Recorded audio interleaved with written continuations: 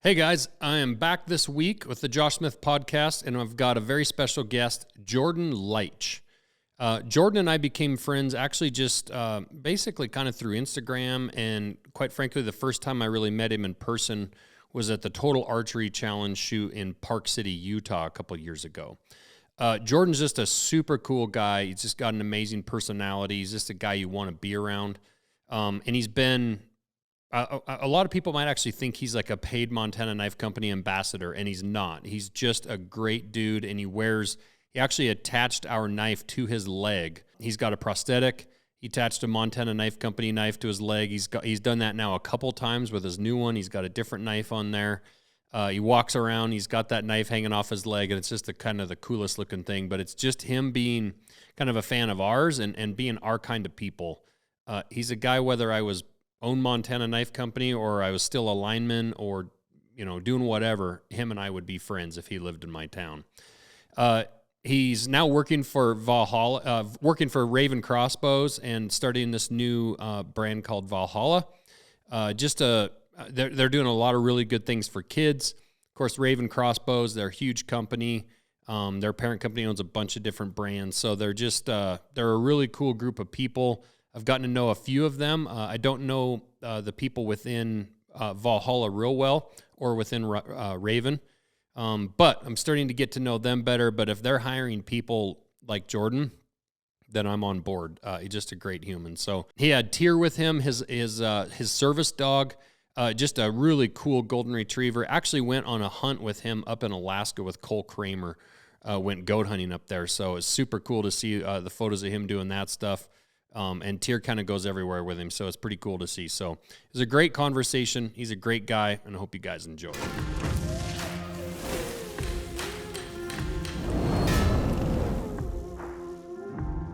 All right, Jordan, good morning. Morning. It's a little early, chilly Montana morning this morning. My leg was killing me from tumbling in the airport. I went to Walmart, bought a leg brace, like just ice packs in my freezer in the hotel room right now. Yeah. You said some lady wiped you out on the... Yeah, she tried cutting right in between me and Tyr, the service dog, and just took us both out. Yeah. For people that can't see it or whatever, you've got a prosthetic leg. Yeah. It's really fun too. Like I can flip it right around. Yeah, turn around and show the camera. That's awesome. We'll have to get some pictures, Henry, and some video of his leg so we can put it up on this podcast. I think it's the most badass prosthetic leg, and I'm biased because it's got two MKC knives mounted to it. Two MKC knives. Yeah, it's pretty badass. How many people comment on that when you're like walking around? All the time, and it's just like honestly, it's a lot of fun going through TSA because like the knives are off, they're in my checked baggage, but they're like, you have knife sheaths bolted to your prosthetic, and I'm like, yeah. They're like, where are the knives? I'm like, they're in my check bag. Like, I'm not bringing them in here. Like, I made that mistake once. Yeah. And had to like run back out to the car and throw it in the truck real quick. But yeah, it's no, I get comments on it all the time. And like a lot of people don't look at the prosthetic. It's a disability, so people like try to refrain from like that kind of like motion, like looking down. Right. But it's really great when they do, because then all of a sudden they see it's like decked out with knives and. The knock-on one too, it's like the pig sticker over here where it's huge. That's awesome. So this is what's kind of cool about doing the podcast, because we met, was it at TAC in Utah? Yeah, Park City. Yeah, that's what I thought 2 years ago, right? Yep. 2 years ago we met there. And, honestly, I don't actually know a lot about your story, which is cool about It's interesting. Sometimes you meet people and you become friends and then kind of skip over like the beginning stuff. So where did you grow up? So I grew up in Wisconsin. Okay. Central Wisconsin. All right. Yep. And did you play sports in high school? What did you do in high school? I played soccer. I dabbled, but I wasn't really I was probably like 115 pounds up until like the age of 20. Oh, really? Yeah. Filled out later on, huh? Yeah. Yeah. So you went into the military right after high school? Or right after high school, joined the Marine Corps, and went contract infantry and did that for 4 years. Deployed twice, once to Southeast Asia on a Marine Expeditionary Unit, and then right before our Afghanistan deployment is where I thought that like the worst possible thing. So like going contract infantry, like you have your job, you know what you want to do. And our battalion mail clerk got in like legal trouble because he was stealing packages before deployments. And I had helped out on the 31st MEU because nobody's actually doing a whole lot on those. Yeah. To help with mail during that deployment. So they're like, hey, we need somebody to fill this spot for Afghanistan. And all of a sudden, like, I'm in my first sergeant's office in tears as he's telling me, like, hey, you're going to be the battalion mail clerk for our Afghanistan combat deployment. And I'm just like I thought that was just like a soul-crushing blow, the worst thing possible. But it turned out to be like one of the coolest experiences that I had in the military was being literally the only source of morale for an entire battalion of Marines out there, and still getting to work with the police mentoring teams. Like I rode in an up armored dune buggy with New Zealand contractors once, like, you know, and those things, they have like a blast plate underneath it, and that's all the protection you have. Like those guys are crazy. Yeah. But it really, I mean, I got to experience, you know, so many different aspects than if I had just been in a line company doing my job there. And then I re-enlisted while I was overseas to become a combat instructor at the School of Infantry West in Camp Pendleton. Went to the school when I got back, graduated, and got put as a combat instructor in Echo Company Infantry Training Battalion. Oh, cool. And so for me, like I was a corporal when that was happening, and that's a B-billet spotter. It was a B-billet at the time in the Marine Corps. And so like I needed to get letters of recommendation from like my battalion sergeant major, my battalion commander. And it's just, you know, it's one of those things like they just wrote outstanding recommendations for me based on everything that they were able to see. Because I was near them. Like I was connected with the S1 department, which is like the administration, like legal stuff. Also like the adjutant's personal security detail. So he was handling all the money for paying people out in Afghanistan. So going to these different, you know, elder meetings and things like that, like it was crazy the amount of experience that I got doing a job that I thought was going to be like the worst possible thing. Right. But then, being a combat instructor was honestly the best 3 years that I spent, you know, out of the 7 in. Really? Where you got to train entry-level Marines in everything that they should know before they go to a combat zone. Yeah. And it was just, that was awesome. That's cool.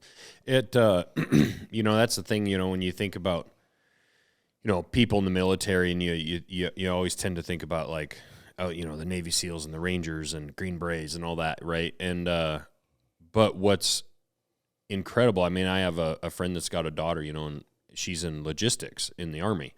And you think about all the different jobs that are required. I know dudes that have been linemen in there, you know, doing running electricity, building power lines, like building these bases, electricians for the bases.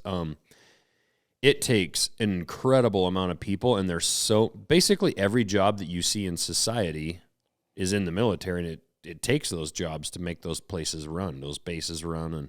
And you don't think about how much has to happen. Well, actually, that's kind of what we saw Russia completely screw up, frankly, was the logistics side when they came into Ukraine, literally running out of fuel on the highway with tanks. Like, you can have all the badass machines you want. Somebody still has to get them fuel, and people still have to get food and water. They break down, you need people to fix them, you know, the whole 9 yards there. And the mail, that's an interesting, hadn't really thought of that. That would be such a morale boost every time somebody got a piece of mail at all, whether it's a letter or freaking food or whatever. Yeah, no, and like one of the guys who ended up passing away, so I was one of 2 battalion mail clerks there. For the first half of the deployment, he was actually with the police mentoring team, and I was working the mail, and then halfway through we were switching, you know, so then we both got that experience that obviously we were craving and stuff, both being infantry Marines. A battalion mail clerk spot is actually slated for an 0311 infantry Marine. Like, it's not a post, like you have postal clerks that actually have an MOS for that in the military, right, unlike your main bases. But when it comes down to a battalion, like, it's an infantry Marine. And I think they do that because we know what it's like to get that piece of mail. Yeah. You know, it's like I did the entire workup with the line company. And so there's a guy, Sergeant Burry, who ended up passing away at the same time as my buddy, Don Marler, who was the other mail clerk over there. And honestly, I would set his mail aside because like every time that he was back at our patrol base, he would come up to me. I mean, huge smile on his face, and he was with Motor T, and he would ask like, "Hey, dude, do I got anything today?" And it's just like it crushed me when guys would do that, and I didn't have anything for them. That would be tough. I mean, I didn't really think of that, like especially in our connectivity today with social media and the way that we can connect. Like I'm connecting constantly with guys that are deployed right now all the time. People are sending us messages back and forth, which probably actually means you get less actual mail. I mean, it's kind of the lazy, easy way to go, obviously, and it's more real time. Yeah. Well, they say like 60 to 70% of packages actually sent to guys deployed actually get to where they're going. Oh, really? It goes through so many hands, gets lost on the way. Well, yeah, we can barely mail a knife to Wyoming. Damn thing doesn't hardly show up. Yeah, I'll be honest. I ordered, was it the MKC seasoning, the Bighorn seasoning, right? Yeah. And it went to Guam. Yeah. So you and then it came back to Wisconsin. There were like 3 knives in that shipment. Yeah. There were like 3 knives and some shirts, your seasoning. Yeah. And it all went to Guam. Yeah. Like I'm looking at the tracking on the packages, and it looks like all the acrylics that you don't use on a calculator. Yeah. It's just like, is the city's name. And I was like, why is my package in Guam? I thought that was obvious that when you ship something to Wisconsin, it goes to Guam first. Didn't you know that? Make total sense there. Yeah. It's like when I fly to, You just don't understand these things. Yeah, when I fly to Denver and stuff, I got to go down to Dallas first and then back up to Denver. That just makes total sense. Dallas to Miami to Denver. Yeah. So, getting back, Sergeant Burry at the time, it was the moment I knew what I was doing was impacting these guys. So he had come up to me the morning that he ended up passing away later that day in a vehicle rollover into a canal. But he came up to me, he's like, "Dude, you have anything for me?" And I did. I had a letter from his family, and like he's reading it, he breaks down in tears. He's got a picture of his wife and his 2 boys, I think, at the time. Oh shit. And it's just like, and I know like when everything happens, that like that letter was on him, that was with him, his head was clear, and he had his family in his mind. And it's just like, having that depressed state of like I didn't get anything from my family, and then something like that happens, but it's just like he had that picture of his family, he had that letter, with the love and support from his family and stuff like that when he did end up passing away. But it's just like, it was at that moment where it's just like, okay, like I'm doing this now for the rest of the deployment. But my buddy Dom had also passed away, and it was one of those things like, okay, like we're gonna do this and we're gonna do the best job we can at it. I'm the only guy here now to do this. Right. Yeah, we just sent a knife or a couple knives and some shirts and stuff. We have some Montana Army National Guard. I think it's Apache Company. I'm not sure. I have one of their stickers. Their sticker, I think their sticker on it says less thunder, more lightning. Something like that. It's pretty cool. Okay. It's a cool ass sticker. I'll show you. It's downstairs. Ours was balls of the core. What was it? Balls of the core. Oh, really? Yeah, it was the Thundering 30. It had like a giant bull on it with just like a huge set of testicles. That's awesome. And so, our slogan was balls of the core. So, what made you get out? Honestly, I got married about a year and a half into being a combat instructor, and Obama was president. There's a huge downsizing happening, and I had picked up sergeant as a combat instructor, and they told me, it's like, listen, you have 3 years to pick up staff sergeant, which for an infantry MOS you can do, but it's not easy. But you have to do a year-by-year reenlistments for 3 years. And it's just like, so you're non-deployable, and you're literally just trying to do reenlistment packages, and those take months to do sometimes. And it's just like, you know what? I'm going to get out. I didn't want to have kids while I was still in the military. I didn't even plan on getting married while I was in the military. Yeah. Like my first 4 years, like I vowed I would not get into a serious relationship just because you have no control. I said I wasn't going to get married till I was 30, and I think I was married and had my first kid when I was 21. But you had gray hair at the time. So there you go. Yeah, I looked like I was 30. So what did you do? What'd you do for occupation, or when you got out, what'd you do? So I actually got hired part-time on a fire department before I'd even gotten out, and then started going to school for that. And I had a whole career path, set in front of me where I wanted to do wildland firefighting, want to be a smoke jumper, head out west, make an impact, be of service in that way. and started going to school. Like I was getting 2 different fire science degrees. You know, I was in the process of enrolling for like a firefighter. How do you? It's like how fires start. Yeah. Yeah, and like like a fire inspector degree too. Okay. At a tech school in Wisconsin, and that's when like I've got this theory about your body after you get out of the military that within about 1.5 to 2 years after you get out, it starts shutting down on you. You're not under the same stress and pressure that you were in the military. You're not reaching those adrenaline peaks, those testosterone peaks, and everything else that you were doing on a daily basis. And it's funny because it happens after that 1 year point when when you can stop filing claims for the VA as well. Oh. And so, I mean, I was technically like 60% disabled getting out. It's like that 12-month warranty, and it starts breaking down at 14. Exactly. It is. And it is. And talking to a lot of guys that have gotten out, like I preach to guys that are getting out, like, listen, like if you have something wrong with you, like you have to get rid of the stigma, one, that going to like the medical place, you know, for you, you know, is frowned upon. Like, no, you need to get everything documented. Yeah. You know, like I had back problems. They put down like I had bilateral leg numbness and bilateral knee strain. And, you know, like I had these different injuries that happened throughout, you know, as a combat instructor and training, all these different things. Like, yeah, I didn't lose my leg from getting blown up in Afghanistan. You know, I'm not like the 99% of everybody else who is a veteran that's missing a limb. Right. And it was at that point, like 2 years into being out and starting these degrees, you know, like I'm bouncing at some bars, I'm getting, you know, working for a fire department. And like I ended up having to medically resign from the fire department. So what started? How did it start? So my legs, I've been getting seen for at that time probably like 6 months to a year, just increasing pain, swelling. Like, you know, you can feel when your body's losing that momentum. And like I hated running when I was in the military, but I was good at it. Yeah. And it's just like all of a sudden you're going for a run and you don't have the speed, you don't have the momentum, you don't have the energy, and you're trying to figure out like what's happening. And all of that was centralized in my legs. And I started going in for knee problems, and the VA is like, oh no, like your knees, yeah, they're jacked up. You'll probably need replacements, but we can't do that before you're 30. And I was like, okay. So in my mind, like my knees are the issue here. Right. Well, 2.5 years into being out now, I'm getting scheduled for surgery because randomly a nurse at a VA clinic decided to take a pulse in my left foot and found out when my knee was bent, I had no pulse in my left foot. Really? And then I had a super weak pulse in my right foot. And so it's a condition called popliteal artery entrapment.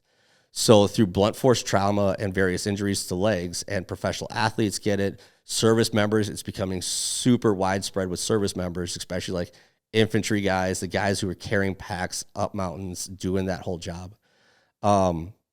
Your muscles, you know, the way your muscles grow is they tear apart and then they heal. And that keeps happening, which is where you get your bigger muscles from. Well, my legs weren't healing properly afterwards, so it was creating scar tissue buildup. And so instead of building more muscle, it was just building scar tissue. And so it created vice grip effects on my arteries and my legs.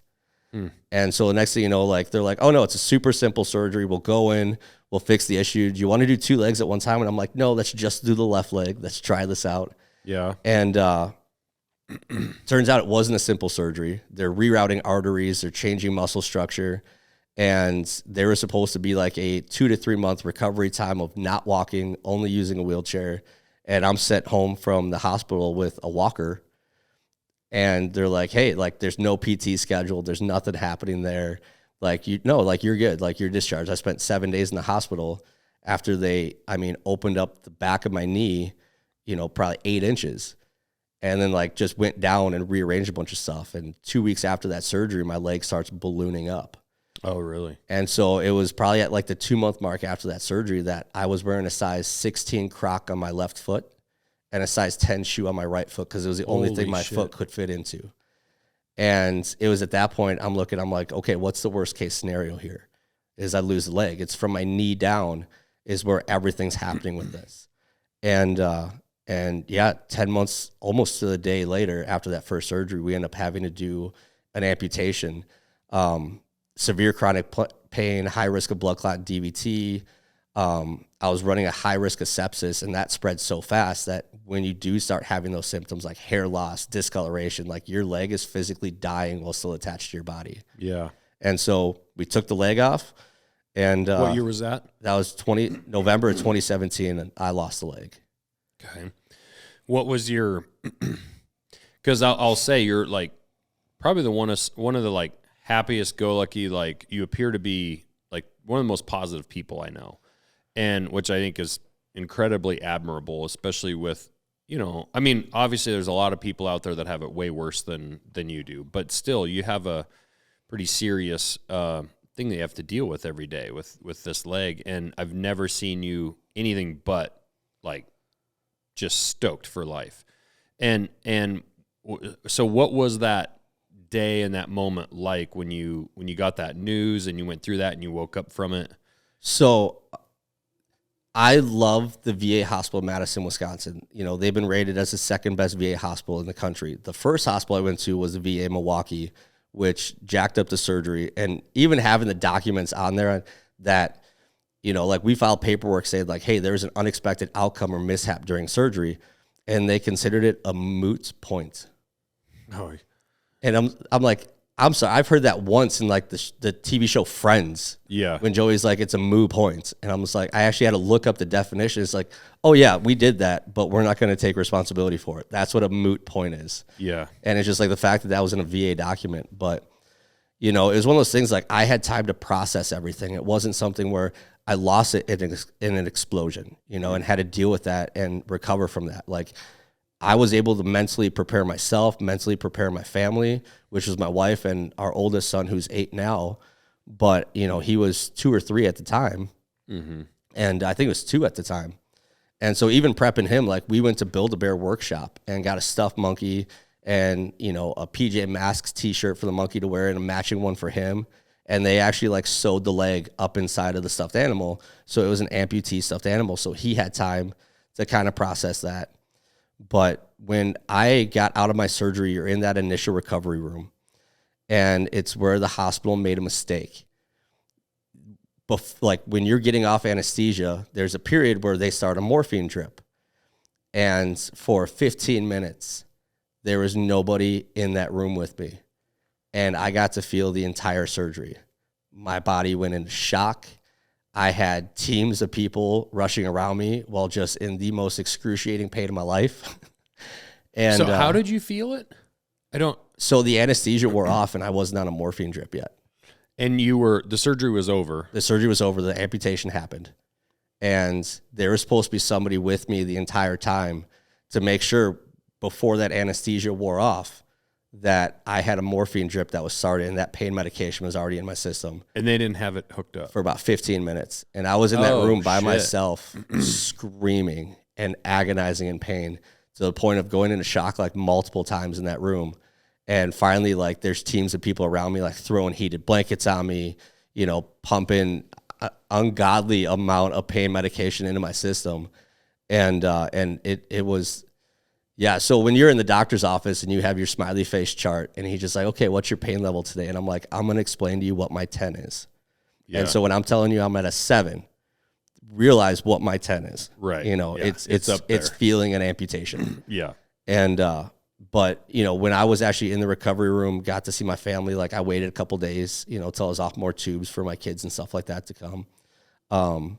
But, you know, like, it was honestly like it was the first time in almost a year that I wasn't in pain anymore.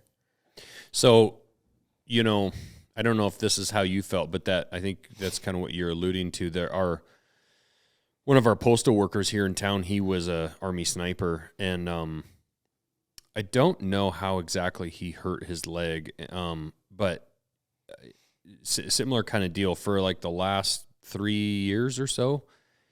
He's been in and out of surgeries, and he's been walking around the post office limping. And he was for sure at this point last year where he was like, dude, I would cut this thing off tomorrow. Like, you know, they kept trying to do this and to do that, and they're trying to get rid of the pain and get it fixed. And oh no, he was run over. I'm sorry, he was hit by a car. Oh, jeez. Delivering mail, and jacked up his leg, and then it just never recovered, and they kept trying to fix it. And I think you definitely put up with enough pain and agony, and even though you have your limb, you're way more immobilized than like you are with your Oh no, prosthetic. absolutely. During that 10 months where I was, between finding out like this surgery didn't work and something's wrong, and them not being able to figure that out, and then having the amputation, like I was on the couch most of the time. I couldn't go outside and play with my kids. Like it was, I was more disabled having that leg still on my body than what I am now. Yeah. And it's just like, I had that moment of relief where I'm just like, I was in tears, not because I'm missing a leg, but because I wasn't in pain anymore. Yeah. But then I have my 2.5-year-old son that comes in the room for the first time. And, he's got his monkey with him, and he's looking at me, and he comes over and he sees my leg, and we explained everything to him. Like, listen, like, Dad's going to go into surgery, and Dad's going to come out of surgery, and he's not going to look like your monkey. Yeah, he's not going to have the leg anymore. And he like looks at me, and he's like, what happened? And I had this whole thing prepared, and I'm like, a dinosaur ate my leg. And my wife just looks at me. She's like, what did you just say? And so like for the next couple hours, every doctor that walked into that room, my 2.5-year-old son was telling him that there's a dinosaur in the hospital, and it ate my dad's leg. And I was like, okay, we need to stop this really quick. Like, That's funny. I'm like, I just got so flustered in the moment that it was like, I don't even know where it came from. And it's just like a dinosaur That's in my leg. hilarious. And I'm like, oh God. Like, Oh my God.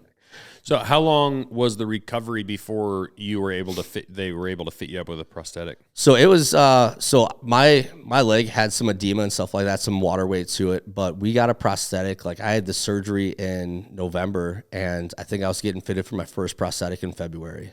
So that would have been 2018. Yeah. But I mean, I spent 10 days in the hospital for my amputation, came home on day 10.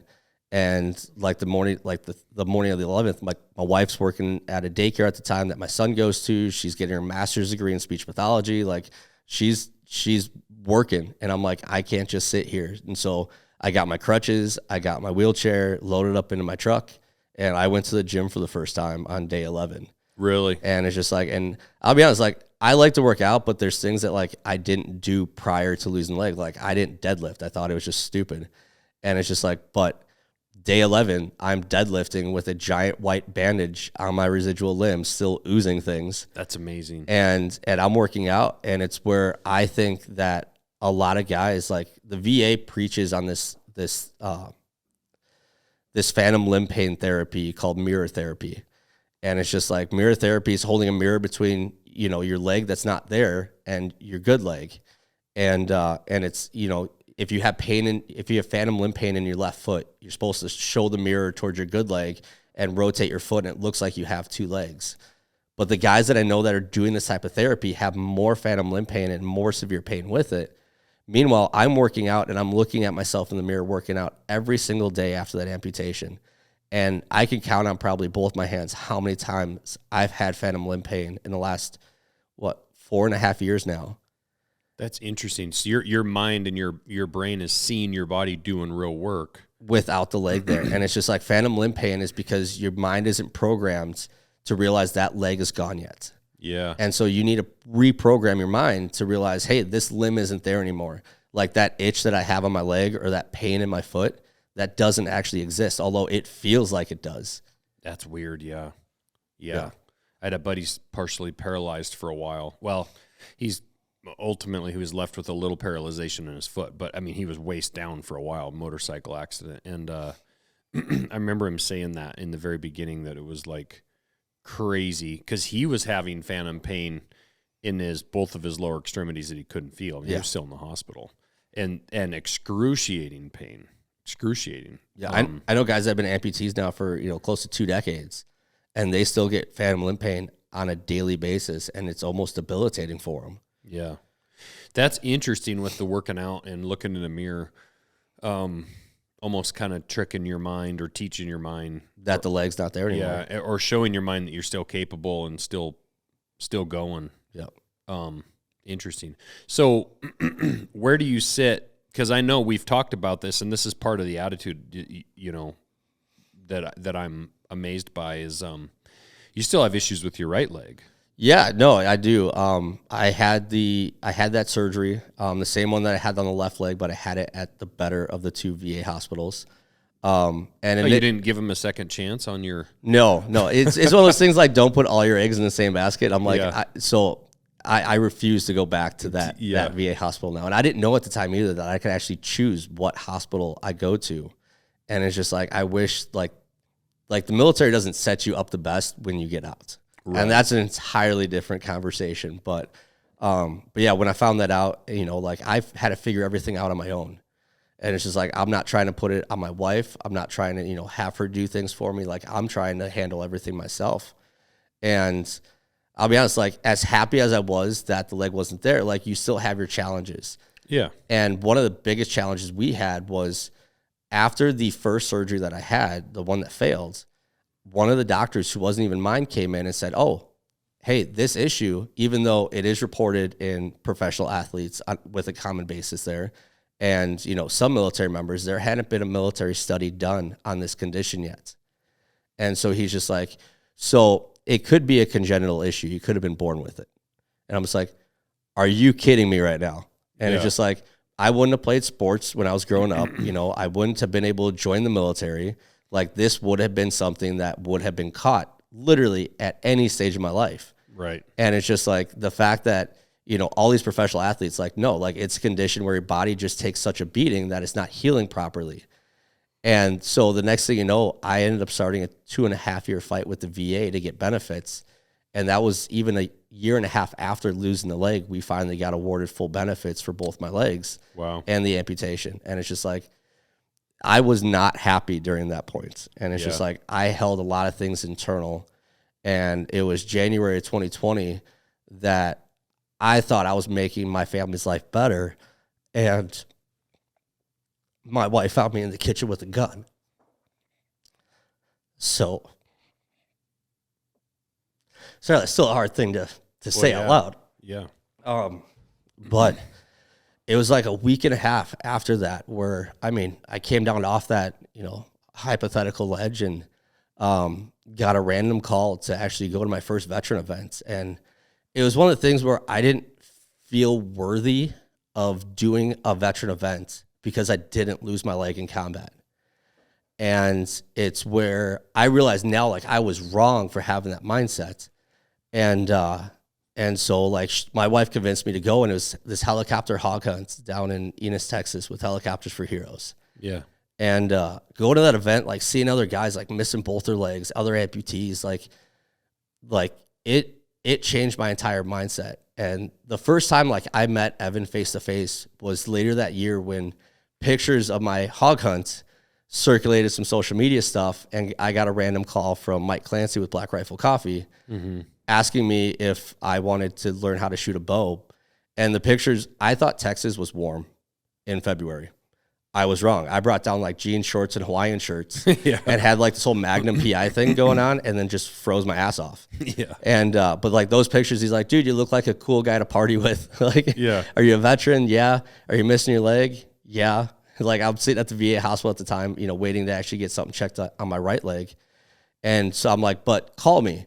And like, I'm open and honest with everybody I talk to. I'm like, listen, like, I lost my leg because the VA messed up a surgery, not because I got blown up and, you know, lost it overseas. Right. And I make that super clear with everybody I talk to.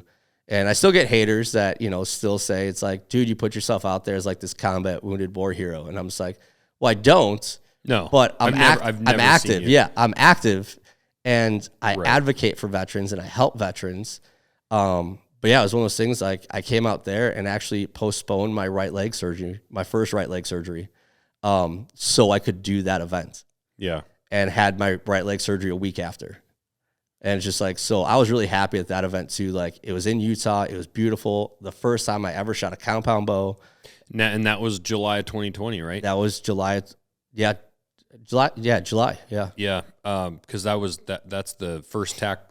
Well, I'd gone to Big Sky, and then that's where I met you. Was that tack? I'm pretty sure it was that one. No, we met at Park City. No, that was the next following year. Yeah, that's right. That was the next year. Yeah, we were at Snow Base in Utah. 100%. Yep.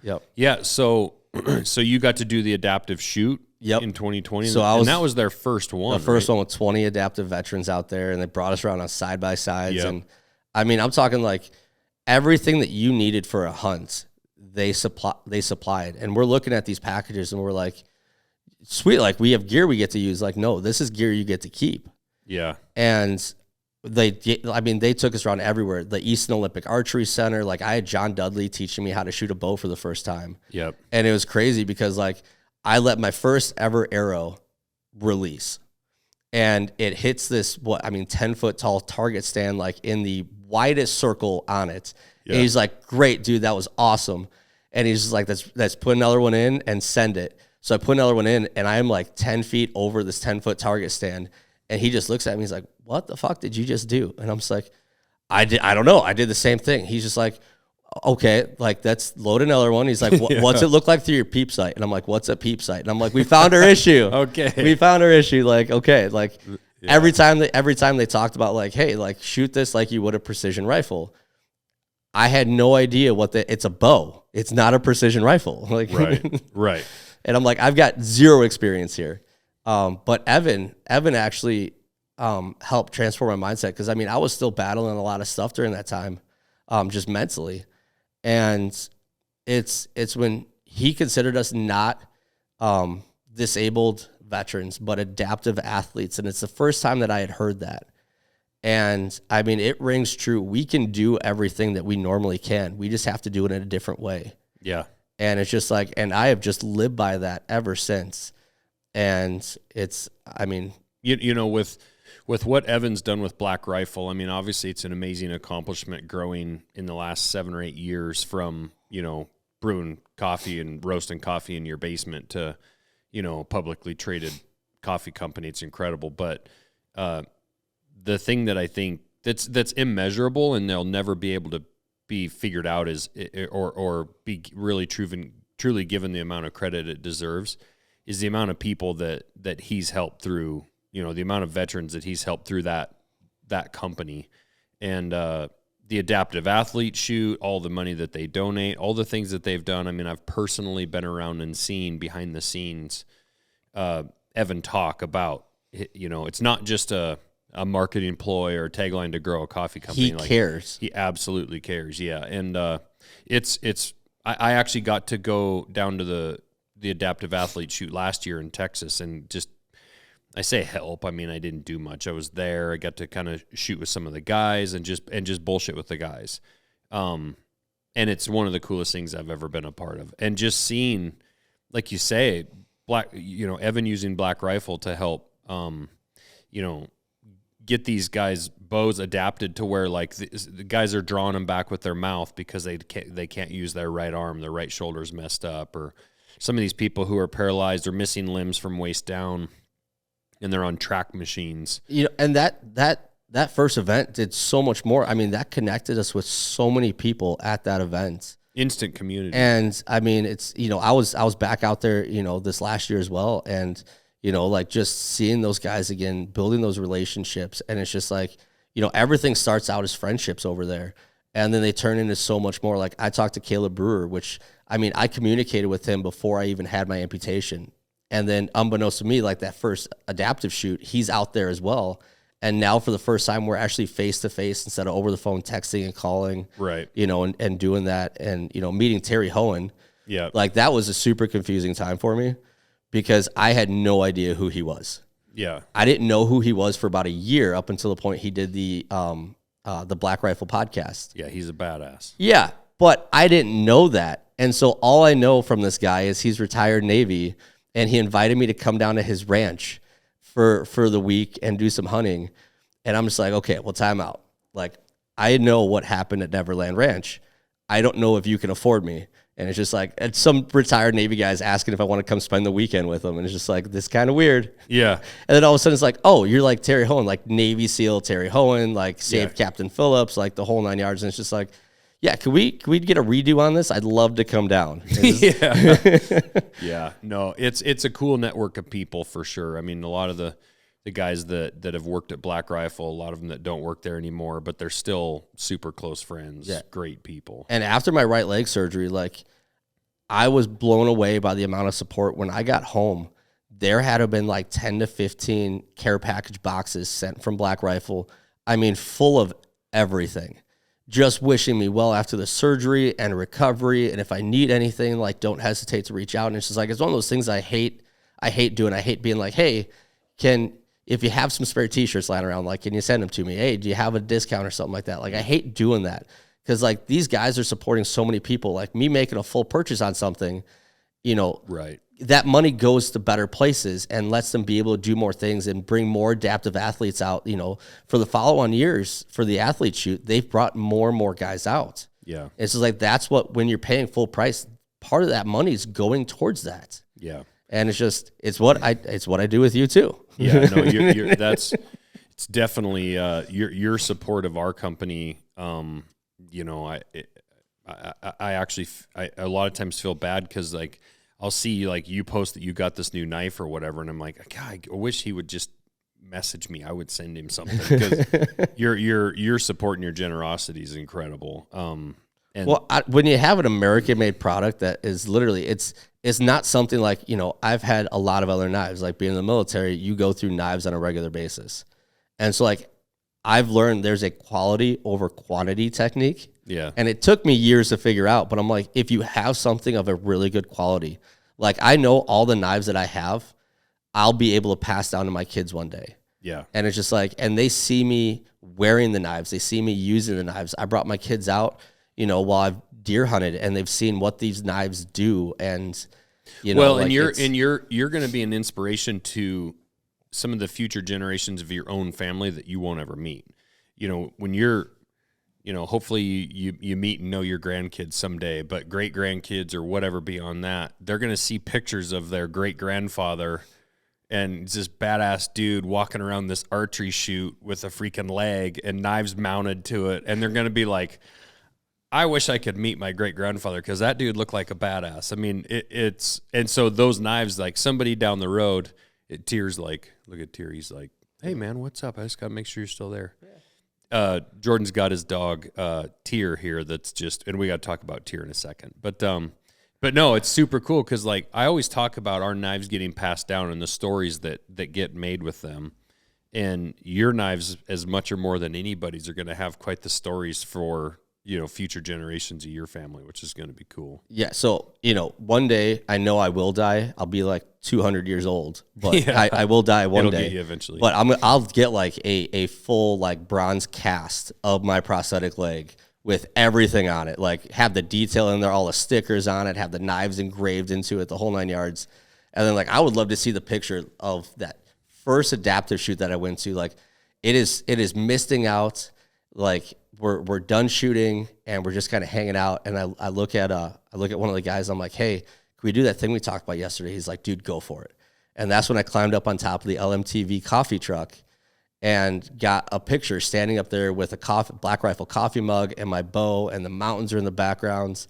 And I mean, they use that picture for a ton of different things. Yeah. And it was just like, it was honestly the highlight of my year that year. Was just like, I'm doing something that, I mean, I couldn't dream of doing at the time, let alone, like, missing a leg. And yeah. I'm a part of this right now.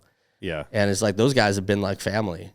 Yeah. It's pretty amazing from that moment in your kitchen with your wife to, just a year or two later. And now a few years later, it's pretty cool. And you've definitely become part of and developed a big part of this big family, and I know you're bringing more guys into it, and actually, so let's talk about what you're doing today. Well, first of all, I mentioned Tier here, your golden retriever.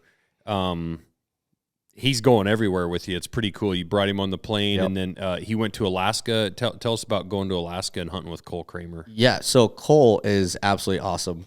He's okay. Yeah. Let's not get him a big head. Right. No, yeah. So for my job and stuff like that, it affords me the opportunity to do some just epic things sometimes. And so who you working for? So I work for Velocity Outdoors. I'm the program charity coordinator for the company. And then I'm also a lead on this new project that we started, this new side of the business called Valhalla by Ravin. And through Valhalla by Ravin, we're able to impact veterans, first responders, active duty military, kids, and conservation groups. And so we adopt 3 to 5 organizations each year, and we dive fully into everything they're doing. We can help them with marketing. We help them with product placement. Like, we own Ravin Crossbows, King's Camo, Center Points, like 7 or 8 different companies. And so utilizing all the resources we have by owning these companies, we're able to have product placement for them, get better gear out there, get their logos on stuff. Like, we're in an MKC thing. It's great. I love it. But a lot of these organizations, like, they'll put a giant organization thing on their chest, and it's just like, okay, well, what if we did some embroidery on like a tech flannel and it's on the sleeve of the shirt? And so, we're getting it to them super low, if not sometimes at no cost. They're putting it on their website for sale, and it still says, for instance, like our beneficiaries this year are Boot Campaign out of Dallas, Texas, Helicopters for Heroes, which is the first organization that I'd ever gone to that event. They're one of our beneficiaries this year, and then Children of Fallen Patriots out in New York. Mm-hmm. And so like these 3 organizations, like this is our first year, it's our pilot year, but we're really trying to just reach out and impact them in as many ways as we can. And having Boot Campaign, for instance, on the sleeve cuff of a shirt, instead of just wearing that to the charity events or like once every couple months, like you can now wear that tech flannel on a regular basis with anything, because you don't have a giant logo right there. Right. And so getting that product placement, going out there, sponsoring tables or golf course holes and donating raffle items, donating hunts, we're able to impact these charities in a larger way, working with them for an entire year to set them up for the future and be successful after that year's done. Right. And that's so, cool. Yeah, so Valhalla by Ravin, I mean, we had our soft launch website happen in December of this last year. Our official website comes out hopefully mid next month, and it'll really show, everything we're doing, our Valhalla VIP elites that, I'm looking at one of them right now. Yeah. And it's just like, these are guys, the Valhalla VIP elites are something that, I'm personally holding near and dear to my heart, because it's guys that are making an impact outside of the normal. It's guys that set themselves apart and impact veterans and first responders and conservation groups in a larger way. And most of the time it's unnoticed. Ryan Jensen, center for the Tampa Bay Bucks and Super Bowl champs. Besides the fact that I got to bring him to his knees by nut tapping him once in Texas, which was honestly another one of those bucket list items you never know you have until you do it. But, like the amount of charity work that he does with kids and veterans and service dogs that he's bought in for veterans and stuff like that, like it goes unnoticed. It's like the guys on the field, you got publicity there. And then if they ever get in trouble, the publicity's there too. Right. But where's all the work when they're not on the field and they're doing good? And it's just like, we're bringing that to light. We want to be able to share those stories. And so our Valhalla VIP elites, they're not just veterans, they're not just first responders, but they are those too. They're professional athletes, they're actors, they're everyday guys and girls that honestly are making a huge impact in all of those areas of life. Yeah. And it's just like wildlife and land conservation are a huge thing that we want to hit on as a company as well. Yeah. And it's just like, how are we going to keep improving everything for the future? How are we going to make sure my kids and my grandkids are afforded the same opportunities to hunt and travel and do everything that I'm getting a chance to do right now?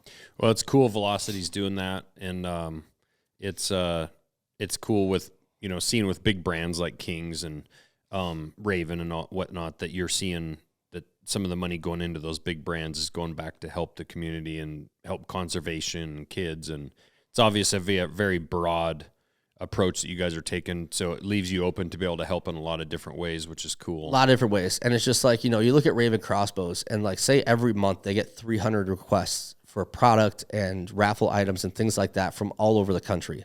And it's just like, you want to be able to help everybody, but you can't. Right. And so this is our way to be able to help in a more impactful way. Like we send out one crossbow, great. That went for X amount of money at your raffle, but what is that setting you up for the future? And like, we're still able to make an impact in other organizations outside those 3 to 5. Yeah. I've done some auctions with some crossbows and sent some out to kids that, these kids are under 10 years old and they're finishing a battle with leukemia.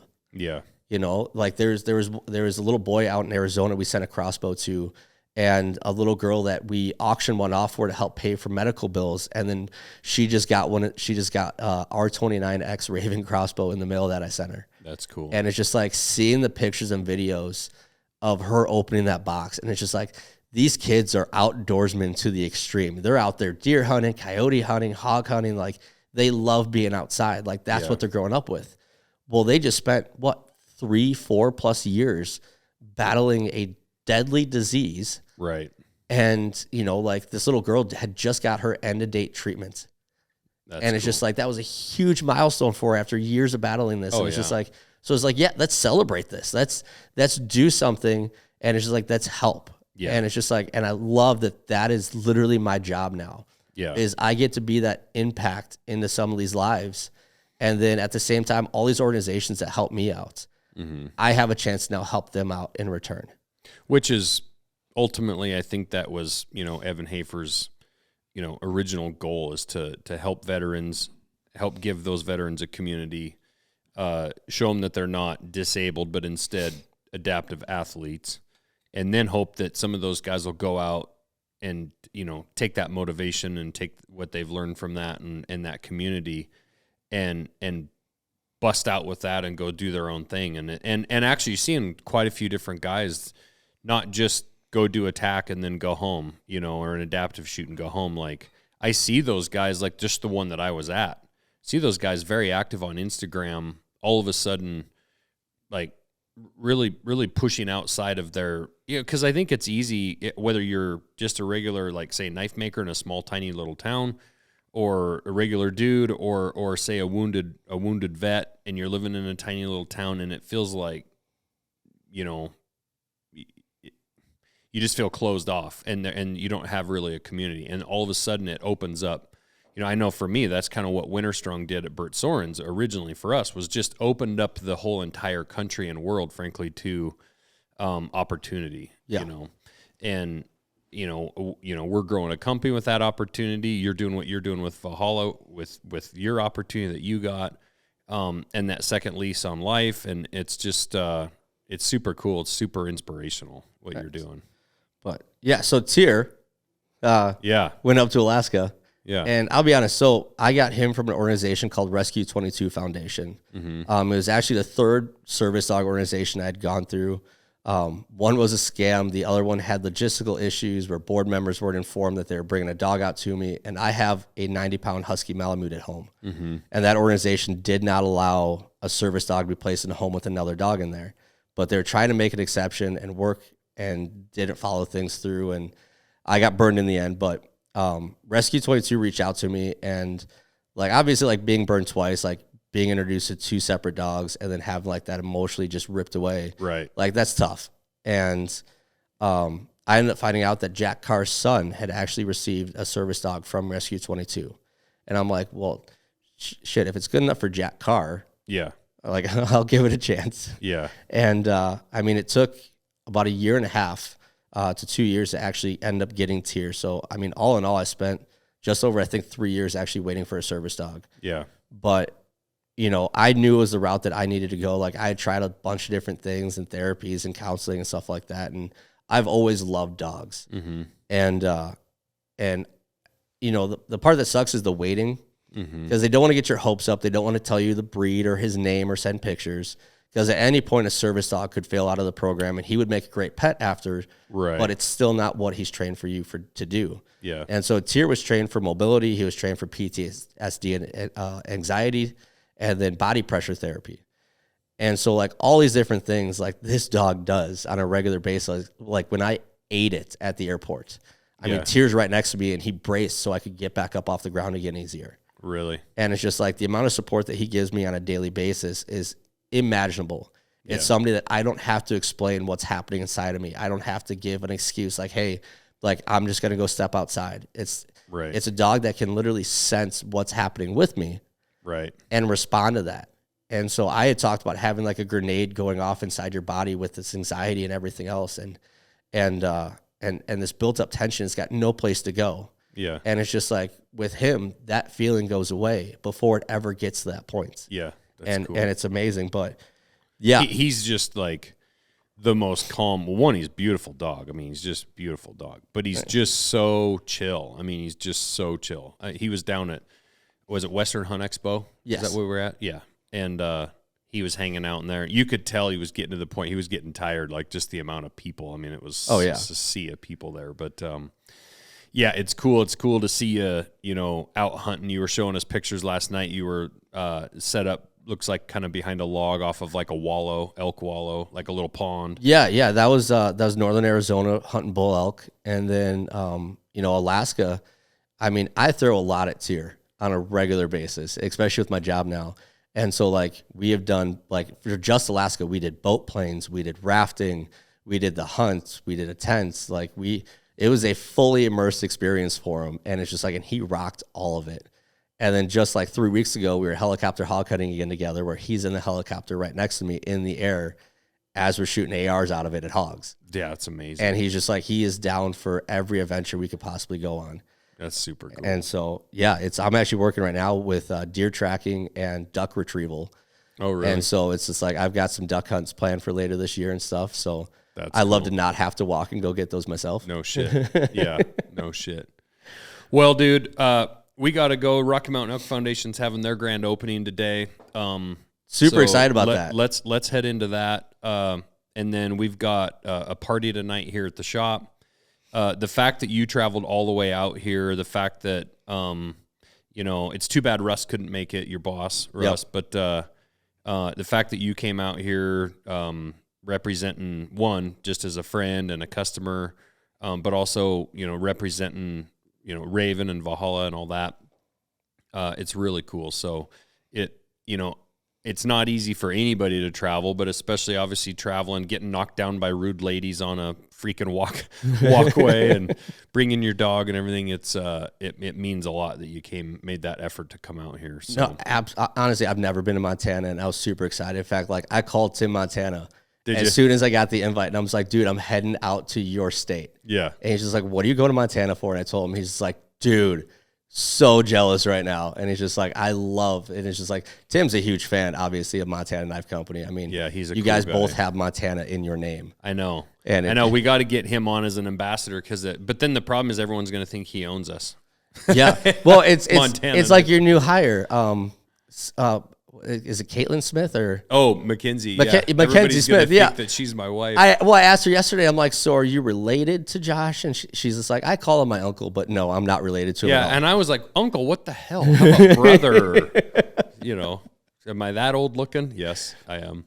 No, man, it's cool. Absolutely consider you a friend now, and it's family member. So it's really cool, and appreciate all the love for our company and that friendship. So absolutely. Thanks for having me on here. Thanks for coming on, man. Yeah.